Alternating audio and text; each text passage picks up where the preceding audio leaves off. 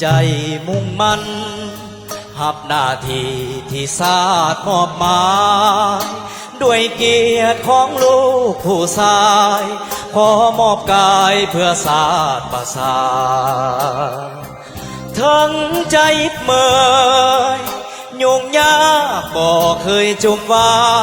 ได้เฮ็ดหน้าที่มีเกียรติสง่าทุกยากนาบ่เคยคอนแค้นศาสตร์และบ้านเมือง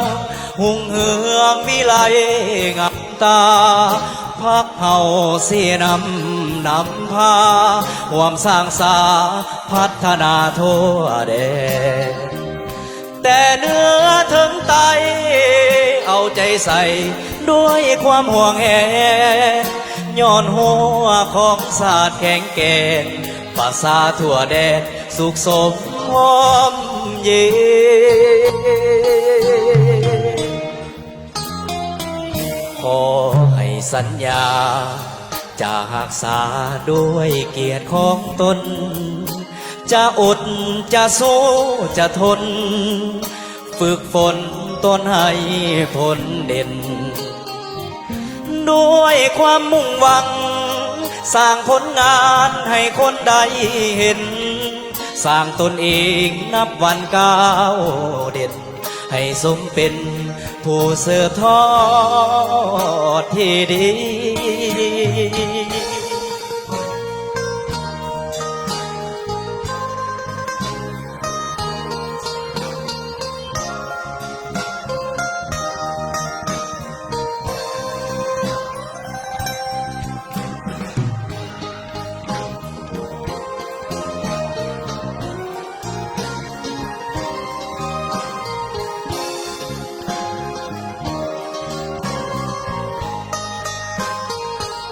ศาสตร์และบ้านเมือ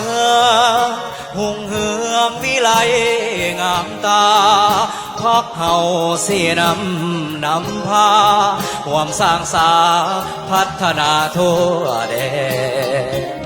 แต่เนื้อถึงตายเอาใจใส่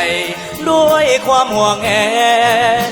ย้อนหัวของศาสตร์แข็งแกร่งภาษาทั่วแดนสุขสมหอมเย็นขอให้สัญญาจะรักษาด้วยเกียรติของตนจะอดจะสู้จะทนฝึกฝนตนให้ผลเด่น